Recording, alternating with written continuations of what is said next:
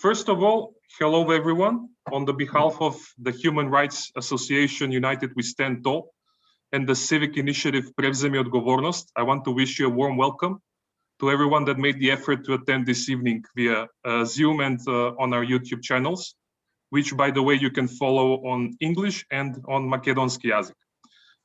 As most of you already know, recently there were a lot of reactions in the public regarding the announcement of the Ministry of Education to include comprehensive sexual education in the elementary school curriculum. In the absence of transparent public debate or domestic subject matter expert going out in the public to demystify the concept and voice their opinion on this matter, we decided to reach out to Dr. Grossman, a medical doctor with training in pediatrics and in the specialty of child, adolescent, and adult psychiatry, but also an author, international public speaker, and media commentator focusing on sex education and reproductive health. We emailed her less than a month ago explaining the challenges of our society is facing, and she immediately replied back, kindly offering her help and offering us to talk about this sticky topic and educate us by giving insights based on hard scientific facts and common sense without any financial compensation. So I want to take this occasion to welcome our special guest we have with us today, joining from the US, and to express our humble gratitude on the behalf of all the participants. Thank you very much, Dr. Miriam. The lecture, The Truth About the Gender, is split in two parts, and the second part will be following this one on 1st of July. I'm sure we will all learn a lot from the lectures, but if you want to learn more on the topic, I warmly recommend ordering one of Dr. Grossman's books from the Amazon store.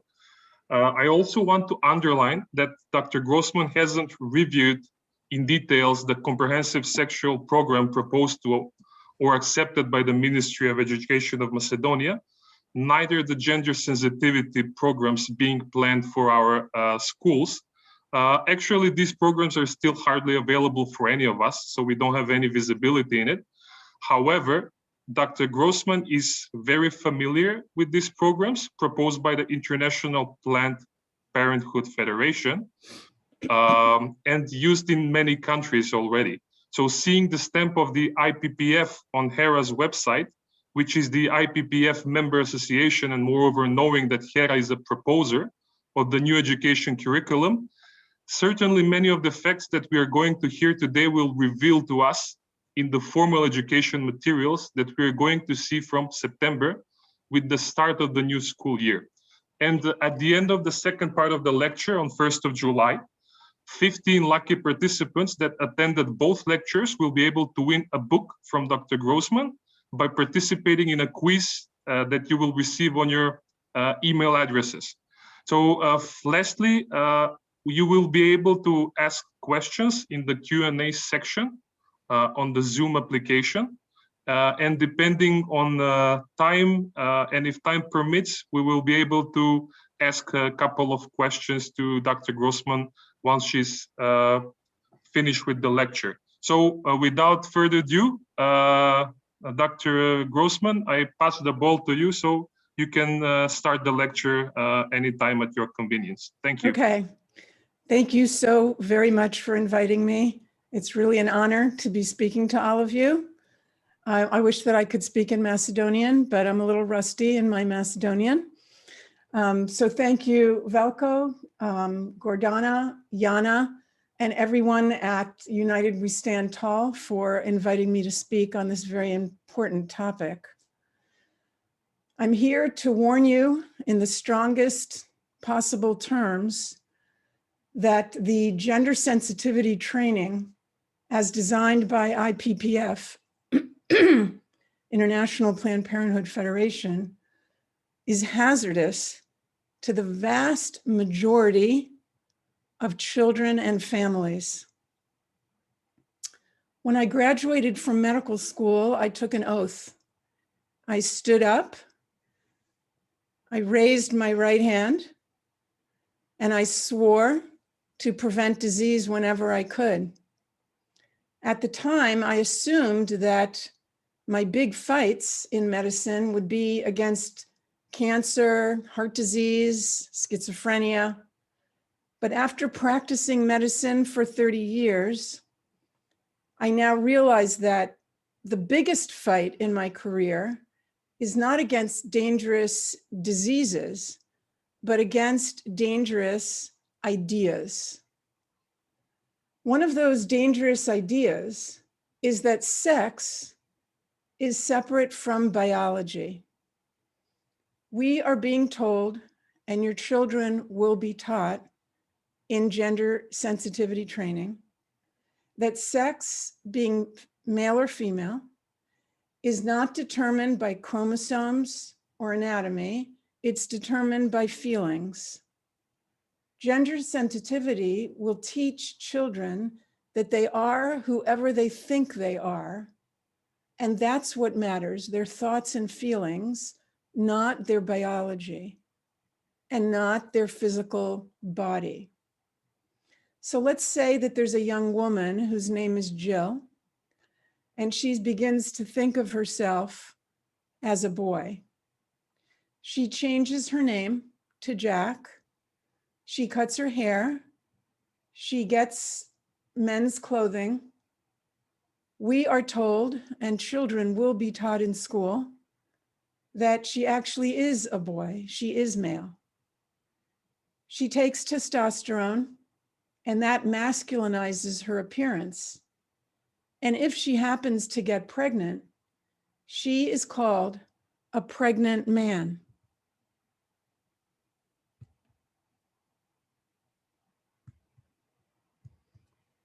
Sorry.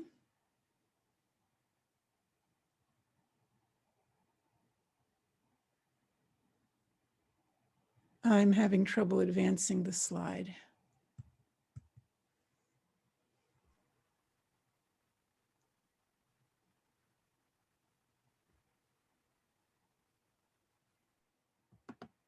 I'm sorry about that.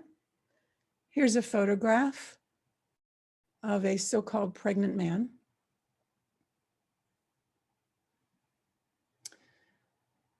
This idea about gender is a very dangerous one. The denial of biology is the denial of reality, and not living in reality is dangerous. This idea has had devastating effects on children, families, and society. I see the suffering in my office every day. Now, mind you, it's not difficult to refute gender ideology. It's not difficult to invalidate it because we have logic and science and common sense. We have reality on our side, but it doesn't matter because challenges to this ideology are not allowed. Debate is not allowed. Doctors, therapists, teachers, and parents who object or who refuse to toe the line,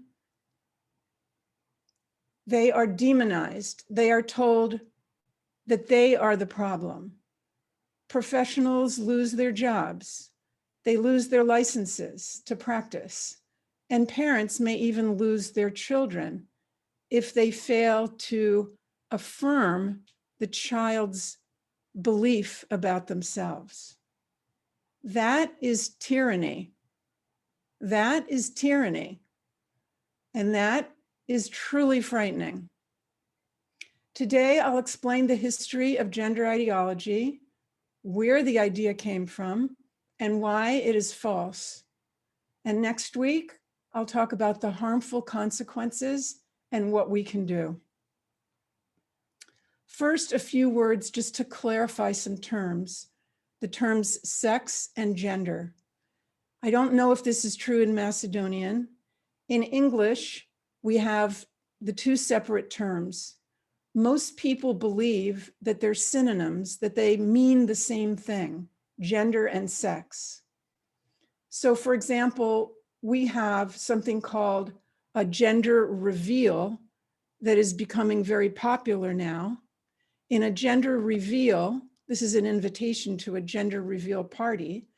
in which a couple expecting a child has a party to announce whether they are expecting a girl or a boy. And they call it a gender reveal party, but this is not correct. It's actually a sex reveal party. Gender is not the same as sex. And I became aware of this over 10 years ago when I began to study comprehensive sexuality education for a book that I was writing called You're Teaching My Child What?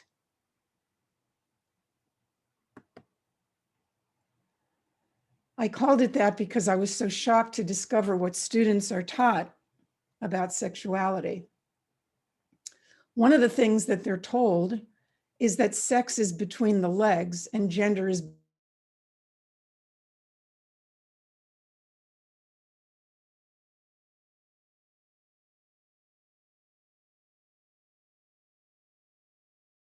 one's biological status as either male or female and is associated primarily with physical attributes such as chromosomes, hormone prevalence, and external and internal anatomy.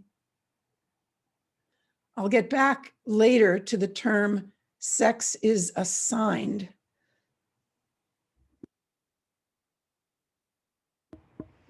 The term sex is assigned at birth is now very, very popular, and it's an incorrect one. And I'll talk about that later.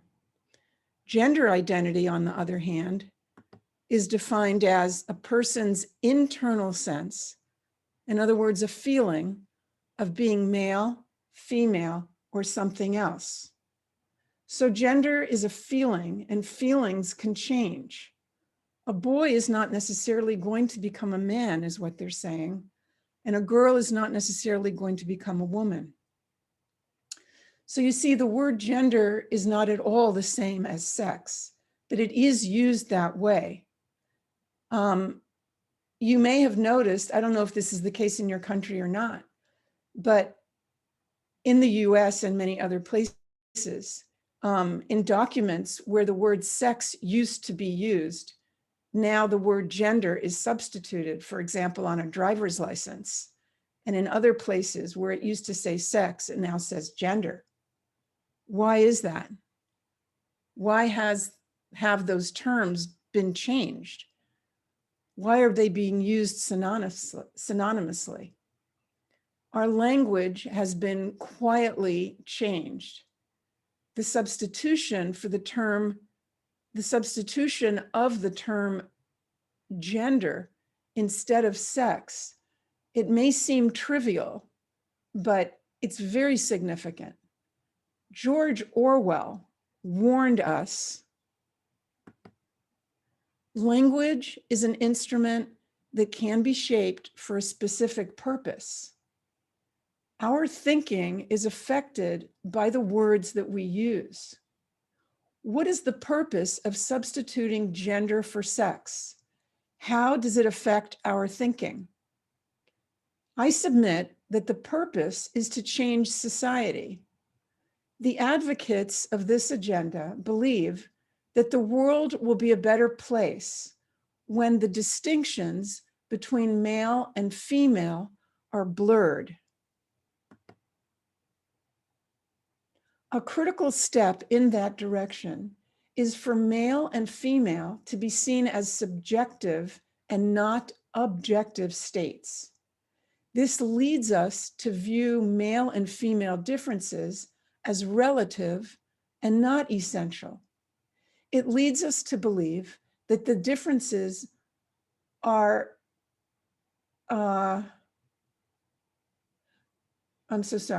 replacing sex with gender foists this agenda on us, and especially on unsuspecting, impressionable young people. And I can tell you firsthand, as a child and adolescent psychiatrist, that a very, very steep price is being paid for misleading young people. I'll be talking more about that next week. I also want to get out there, before going into the history, an important issue, which is that there are individuals, very rare individuals, who from an early age, typically between 2 and 4 years old, are convinced that they were, for lack of a better term, born in the wrong body. This condition is real. It was, until a number of years ago, considered a psychiatric disturbance. It was called gender identity disorder. Whoops. Gender identity disorder. The prevalence was from 1 in 30,000 to 1 in 110,000 people. And the ratio of boys to girls was 6 to 1. These are people that suffer intensely and deserve our compassion and our help. They are persistently distressed day in and day out from a very young age with being male or female. It's an extremely rare condition. And I'm willing to say that in terms of some of these individuals, they probably should be treated, some of them, with hormones and surgery, when all the other options have not been successful. Then I do see that as a possible treatment for these rare individuals. But I am not speaking about these people today. What I'm talking about is how psychology has normalized this disorder. Psychology and sexuality education, and certainly gender sensitivity programs, say that this is not a disorder, and that if a boy, for example, hates himself and dreams of having his genitals removed, he represents a normal variation of child development. He is different, but he has no disorder. In cases such as this, the authorities say that our concerns as clinicians should be with society's old-fashioned restrictive views about male and female. We're taught, and children are taught, that it's society and culture that are at fault because they are stigmatizing these individuals. And they are saying loud and clear, and will teach your children, that it's society that needs to change. It's your family that needs to change, your doctor, your school, and anyone that doesn't go along with this radical agenda. So how did we get to this? Not so long ago, gender was a grammatical term. It was used to classify nouns as masculine or feminine. For example, in French, book is masculine and table is feminine. That was what gender meant. Sex, on the other hand, categorized living things as male or female. So gender described nouns, items, things, inanimate objects, and sex described living things, animals and people. Then along came a psychologist by the name of John Money. John Money is a very important figure. All these ideas about gender that we are discussing and that have, without exaggeration, revolutionized our thinking about what it means to be male and female. His ideas have led us to the point where 11-year-old boys are given estrogen and mastectomies are done on 13, 14, and 15-year-old girls. This is the guy who started it. Dr. Money was fascinated by what used to be called hermaphrodism. Hermaphrodism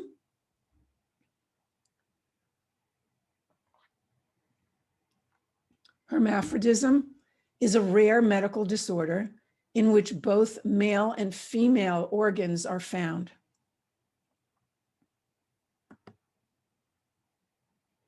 It's now called intersex. Intersex is a person who has reproductive organs of both male and female sexes, and it's found in about 2 in 10,000 births. At the birth of one of these children, There's an urgent question. Is this a boy or a girl? What kind of blanket do we use? Of course, now we have blankets that are both stripes with pink and blue, but in John Money's time, they used either a pink or blue blanket. So a quick decision had to be made. What kind of blanket? What about a name? What should family and friends be told when you can't tell by just looking at the baby if this is a male or female? John Money pioneered the work in what was called sex assignment. And this was the complex decision of whether to raise a particular child, intersex child, as male or female. He was considered an eminent professor, and he opened the first gender reassignment clinic in the United States. What do we know about John Money in terms of his personal life? He came up with this radical theory about a fundamental feature of civilization, of the human race, and it had very far-reaching consequences. So who was he? Well, we know that John Money grew up on a farm in New Zealand, and we know that as a child, he witnessed explosive acts of violence against his mother. His father terrorized his mother. He was a violent, out of control alcoholic. He beat both his wife and his son, John. And that childhood left John Money very ambivalent about his masculinity. And John Money was very open about his ambivalence. For example, he wrote, "I suffered from the guilt of being male. I wore the mark of man's vile sexuality." In other words, he's talking about his penis. "I wondered if the world might really be a better place for women if not only farm animals, but human males also were gelded at birth." So here he is wondering if the world would be better off without men, indicating essentially that the male figure in his life, the predominant male figure that he grew up with, was a monster. And it left a mark on John Money. We would say now that he had gender dysphoria. So given that John Money's earliest model of masculinity was an unstable and cruel father who was prone to violent outbursts and harmed him and his mother on a regular basis, it's not surprising that he came up with a theory that would allow a person to assume an identity separate from their biology. His father was a monster. John Money wanted to be as different from his father as possible. And his theory provides a way for that to happen. His theory said that aside from a few physical characteristics, that biology is unrelated to one's identity as a male or female. He acknowledged that anatomy is fixed, but he said everything else is determined by culture. He wrote, "Men impregnate, women menstruate, ovulate, gestate, and lactate. All other differences are artificial. All other differences are due to socialization." John Money introduced the concept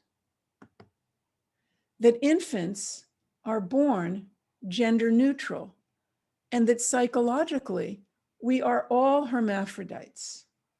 We all are born with the potential of identifying as male or female. It depends on what society tells us, our parents, our siblings, our relatives, our teachers, our church. It depends on how we're raised. It's all about nurture and not nature. This was John Money's theory. It's important to note here that Dr. Money was also one of a number of accomplished social scientists who argued that pedophilia and even incest were getting a bad name. He referred to pedophilia publicly as a love affair between an age discrepant couple. And he also wrote,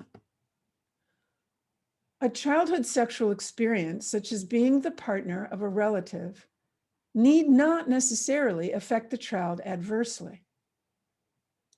John Money was a confused and disturbed individual, and that is being generous. His theory, again, was that if a little girl is dressed up as a boy and given trucks and guns, and if her reproductive organs are removed and she is given testosterone, she will do just fine as a boy and a man. And vice versa, of course, if a boy is born. John Money's life was dedicated to promoting this theory. All of it was speculation until a family with a unique dilemma arrived in his office one day. The incredible story I'm about to tell you is documented in the book called As Nature Made Him, The Boy Who Was Raised as a Girl. It's by John Colapinto. It is out of print, but you can still get copies of it. This is required reading. In 1965, a young couple from Winnipeg, Canada, by the name of Reamer, gave birth to identical twin boys. They named the twin boys Bruce and Brian. These boys were 100% fine at birth, but during Bruce's circumcision, when he was 8 months old, something went terribly wrong with the machinery, and his penis was essentially burned beyond repair. His parents were desperate for months until they heard Dr. Money on television explaining that gender identity is not inborn, it's learned, and that therefore a boy could be raised as a girl successfully. The Reamers went down to see Dr. Money for guidance, and when Bruce was 22 months old, he was castrated and renamed, given the girl's name, Brenda. He was dressed in pink and given dolls. Dr. Money warned his parents that they were not under any condition to tell Brenda that she'd been born a boy. So she was raised alongside her brother, who was given trucks and GI Joes. This was the perfect test case for John Money because Brian was the quintessentially matched control. He was a genetic clone of his brother. So with this case, Dr. Money could prove to the world that gender is determined by environment, not biology, and that maleness and femaleness is all in the mind. So John Money followed the twins for about 10 years. He declared the experiment a complete success. He published papers about them, about their story, using different names, claiming that the experiment was a complete success and that Brenda was totally comfortable in her role as a girl. Brenda became Dr. Money's most famous patient. And at a time when nature versus nurture was a huge controversy, it became a landmark case in psychology. The 60s and 70s were also a time in which feminism was becoming a very prominent issue. And so this argument that it was nurture and not nature that created differences between men and women was a very attractive theory at that time, because we could just go ahead and say, all we need to do is raise girls the same way that we raise boys, And then we will not have issues of inequality and discrimination and so forth. So the Reamer, here's a slide of Brenda sitting down and her brother, Brian. And they were held up as proof of Dr. Money's theory. His ideas were accepted. They were taught as dogma. And it was huge. It was a huge thing for society. And parents all over the world who faced similar circumstances due to trauma or due to a medical condition were advised to castrate them and to raise them as girls. Fast forward to 1997. Brenda came forward, but she publicly came forward, but she wasn't Brenda anymore. She was now David. She was a janitor working in a slaughterhouse. She was married, he was married, I'm sorry, and father to 3 adopted children. The whole thing was a hoax. The entire experiment was a failure. David had fought against it from the beginning. He didn't accept his gender reassignment. He had refused to play with dolls. He had ripped his dresses off. He preferred wrestling over cooking. He even urinated standing up whenever possible.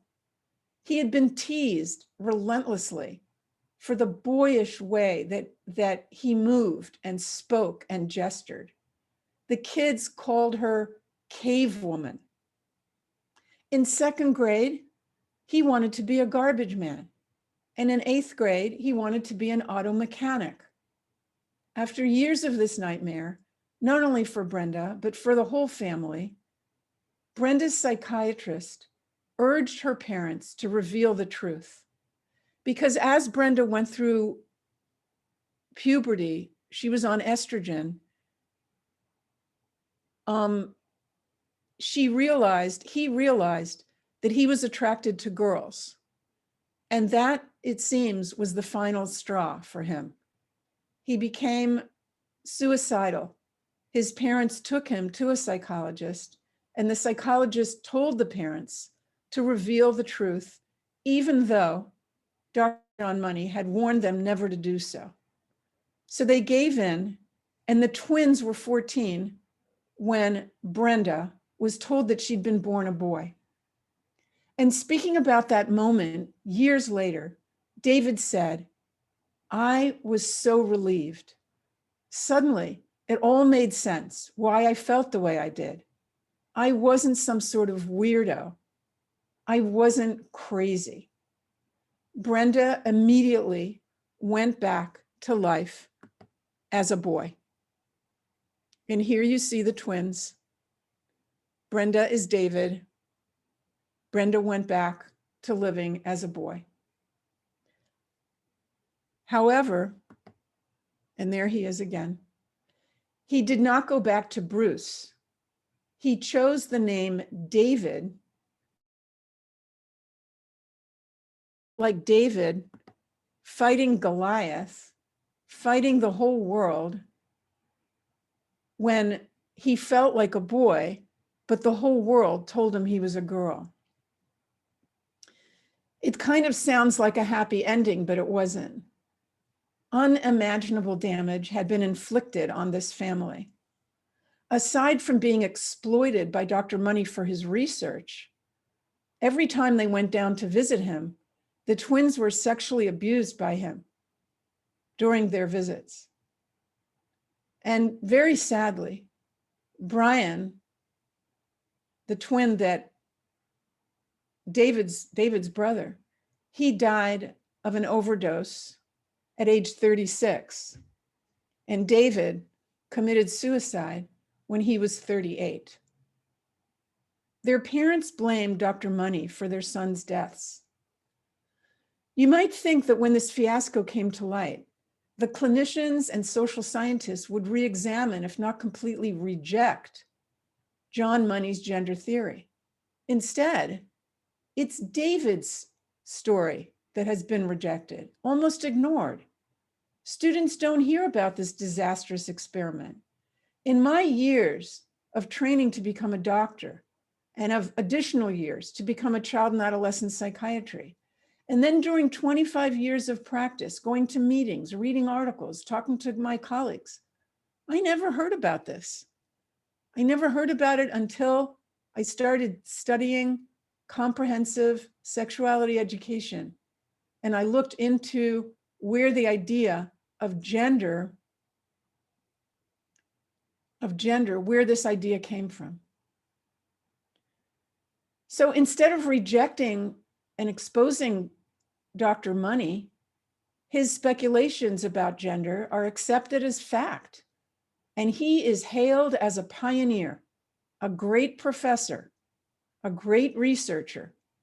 There's even a fellowship at the Kinsey Institute in his honor, meaning that people, I guess, can get a certain amount of money for their research into sexuality and gender. Oh yeah, $3,000 it says. And it's named after him. You don't get a fellowship named after you unless there are a lot of people who think highly of you. At best, his theories are called controversial. So that's basically the history, the abridged history of gender. But now I want to explain to you, why is gender theory false? How do we know that it's not true? Maybe biology isn't relevant to maleness or femaleness. Maybe it's not nature. Maybe it is about nurture. Actually, in the 60s, John Money's theory was plausible, given the scientific knowledge of the time. 60 years ago, it was thought that the Y chromosome carried very little information. It was called a genetic wasteland.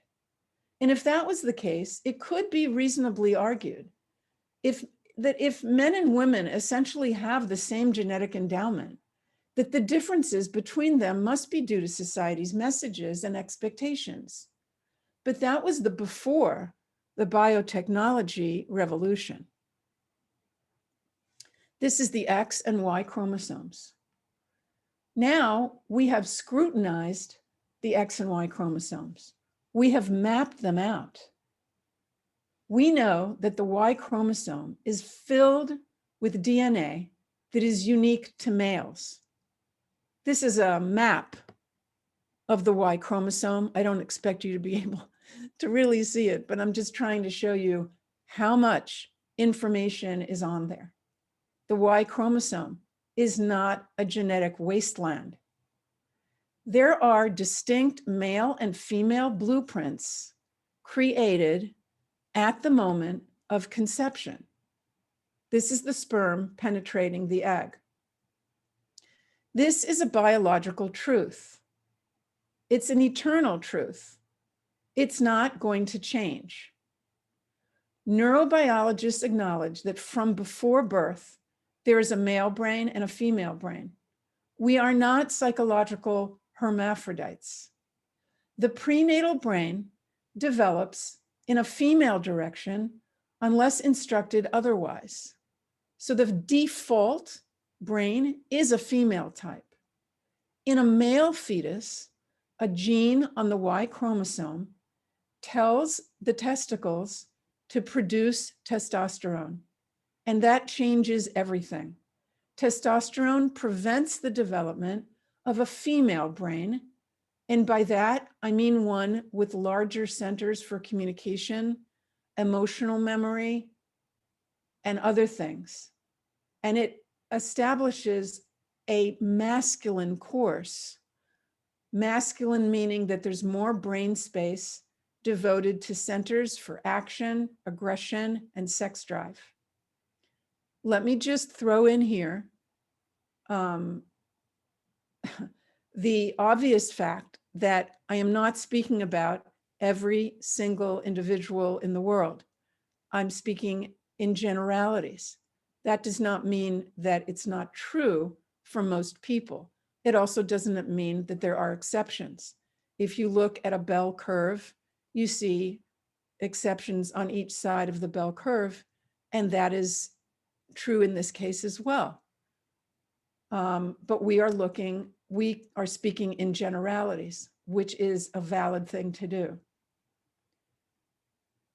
Testosterone causes a cascade of effects, and they are global and permanent. Some of them will not be seen for years, such as the changes of puberty. But a trajectory in a male direction is set in place at 8 weeks, not 8 weeks after birth, but 8 weeks after conception. This is an 8-week embryo. Now, I want to point out, go back to that phrase that sex is assigned at birth, which I see everywhere now. I don't know about documents that are in your country, in your medical societies, but practically every single medical society now uses that phrase, assigned at birth. That is simply incorrect. The word assigned implies as if it's a random decision made by the doctor or the nurse or whoever is delivering the child and declaring whether it's a boy or girl.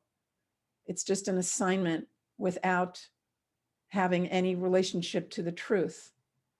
And this is not valid.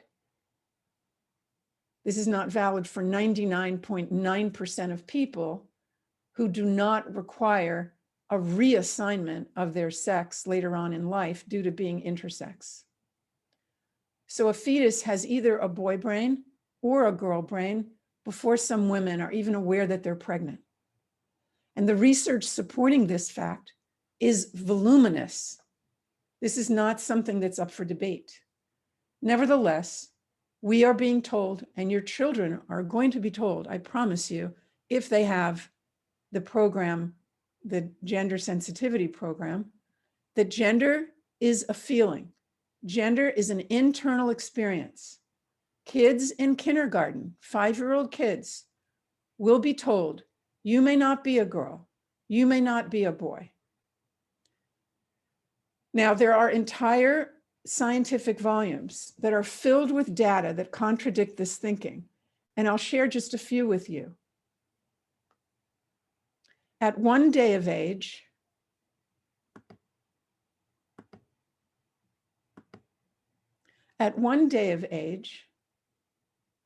boys look longer at a moving mobile, and girls prefer to look at smiling faces at 1 day of age. At a year of age, a girl's attention is drawn to a video of a face moving, but boys prefer a video of cars moving. At 2 years of age, girls make more eye contact with their mothers than boys do. And the amount of eye contact is inversely correlated with the levels of prenatal testosterone, because girls make testosterone as well, just much less. And prenatally, before birth, a female fetus is also exposed to some testosterone. So studies have shown that the more a girl fetus is exposed to testosterone, the less eye contact she makes at age 2. It is universally accepted that chromosomes and prenatal hormones predispose boys and girls to have specific toy preferences, styles of playing and interacting, and many, many other qualities and behaviors. This is a book called Principles of Gender-Specific Medicine.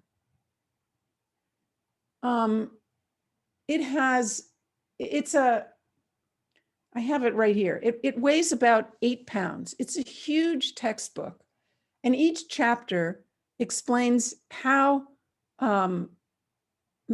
males and females have different responses to cancer, infection, different immune response, how on a biological level, even on a cellular level.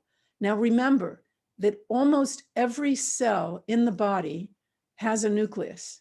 In that nucleus are chromosomes. So every cell, nearly every cell in the body is either male or female, so to speak. And that has an effect on all the organs, the heart, the liver, the pancreas, muscles, the immune system, and so on and so forth. And that's what this book is dealing with. Now, guess what? We see these sex-specific behaviors that I mentioned a moment ago in children. We see them in other mammals. For example, these are juvenile monkeys, and they were given a choice of dolls or trucks to play with, dolls or cars, I guess. And what you see on the left side is a female young monkey playing with a doll and a male playing with a police car. Science in this century has discredited Dr. Money's theory. Gender theory has been invalidated. Male and female are distinct entities. That's an objective truth.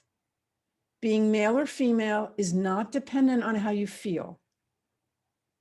John Money's theory is phony, and yet students are indoctrinated, and I don't use that term lightly, and I really mean indoctrinated, because it's repeating an idea to somebody over and over again until they accept it without question. Children are indoctrinated to believe this. The idea has been institutionalized. It's taught as fact. Challenges are not permitted. Healthy debate does not take place. The message is, stop thinking, stop questioning. Go with this program or else. For adults, that means you can lose your job. You can lose your license, and you will be demonized. For parents, it may mean you can lose your children. Your children can be taken away from you. This has happened already in Canada to a father who would not use female pronouns with his daughter and would not use the male name that she had chosen. So here we are. A disturbed individual came up with a theory. And for years, he exploited and abused a family who trusted him in order to prove his theory. He lied for decades about his research. And even after the truth is revealed, and even after the suicides, Dr. Money never made any public statements about the fiasco. The story of David Reamer is a tale of one doctor's arrogance and readiness to sacrifice a family in order to promote himself and his ideas. That same arrogance is seen now among those who force feed young people dangerous lies. So I ask you, what happens when reality is denied? What happens when critical decisions involving identity, relationships, medication, and surgery are based on falsehood and deception? We can ignore reality, but we cannot ignore the consequences of ignoring reality. And this is what I will speak to you about next week, the devastating consequences of gender ideology. Thank you so much for listening.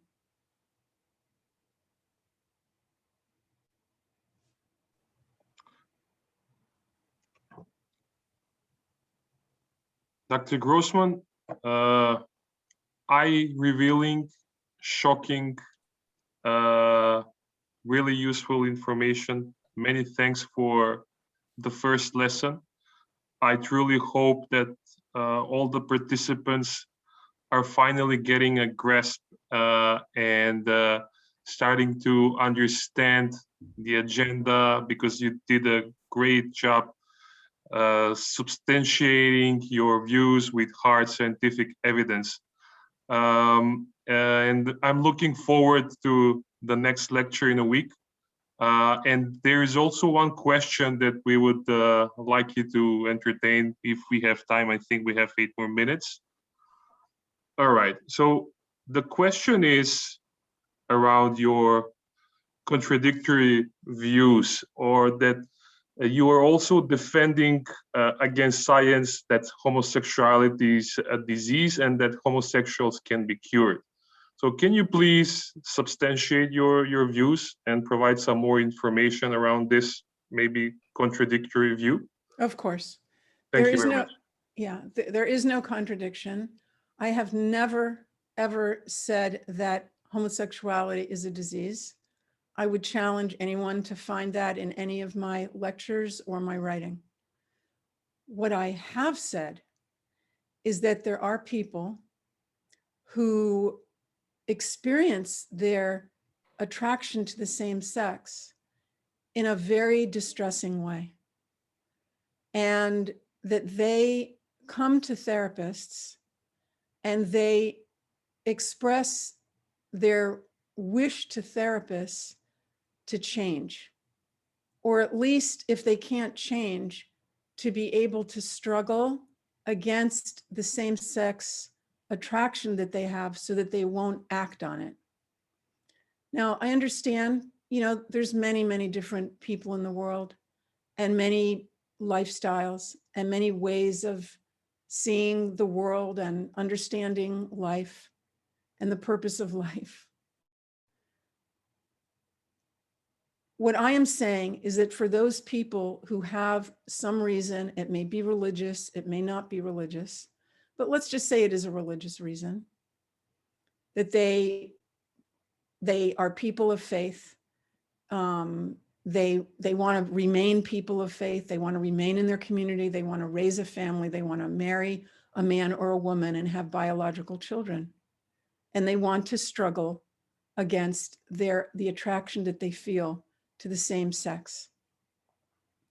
So what I am saying is that they have the right to choose that, and that what's between a therapist and their patient is private, and that the state should not be coming in to the office of a therapist and mandating what the therapist can and cannot do. Now, of course, I'm against any sort of coercive or unethical treatment of patients. That goes without saying. What I'm talking about here is about people, and I've had patients who have come into me desperate to understand their same-sex attraction and not act on it, and possibly even change and become more heterosexual. Now, I will say, I want to make 2 points.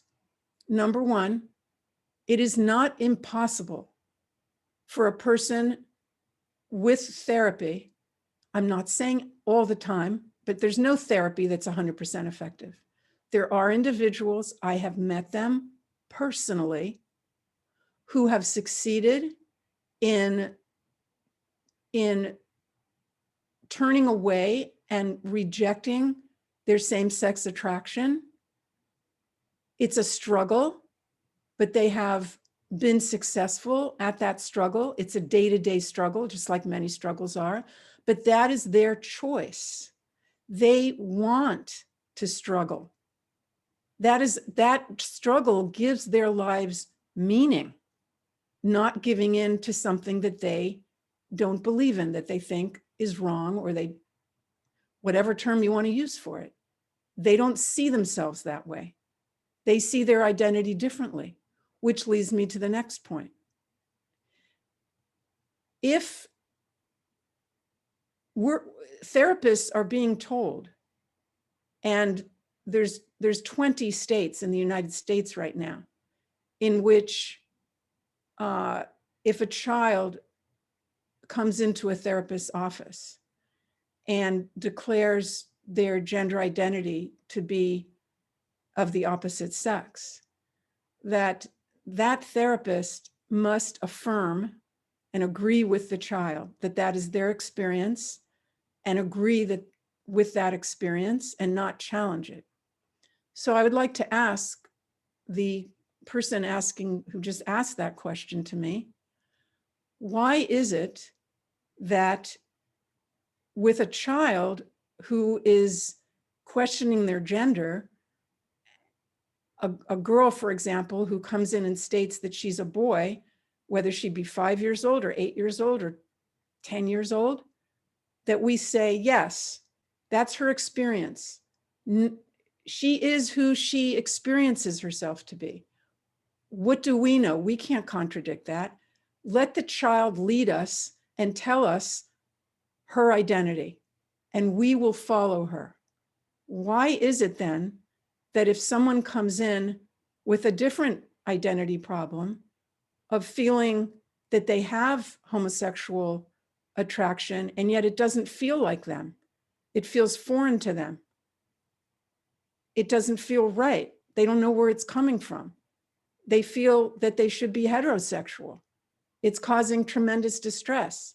Why is it that in that case, we're supposed to say, oh, well, no, you are homosexual, you are gay or lesbian, you just have, your problem is that you have internalized society's homophobia. You've taken society's negative ideas about gay people and you believe them yourself, about yourself. And that's what I need to help you with. So what I'm not getting is, I mean, the question was asking me about my contradiction.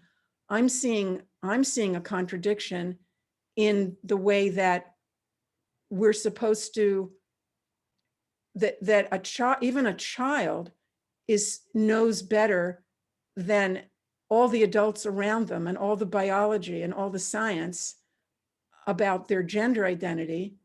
But even if this is an adult, a 25-year-old adult comes into my office, I'm supposed to contradict that patient and say that the way that I know better than you. You are gay, and you have to accept it. Is that person available to answer my challenge? I'm sorry, Dr. Grossman, we found this question. Am I talking to the English channel? Yes. Yeah. We found this question Okay. below our Facebook page at the comments Okay. section. So this person is not here, but we will pass your answer to him. Okay. So, thank you, Gordana. One last question. We have a new one. So feminine characteristics with men and masculine characteristics with females. Can that be scientifically explained? Well, I would say essentially probably not, although prenatal hormones probably play some role. The point is that we should be accepting of, and we are, I believe, accepting, at least in the Western world, of different expressions of masculine, that the so-called stereotypes of masculinity and femininity are no longer what they were in the 50s and 60s and 70s. We've broken through that, and it just seems very odd to me that the gender activists teach kids that there are such strong stereotypes. I find that hard to understand.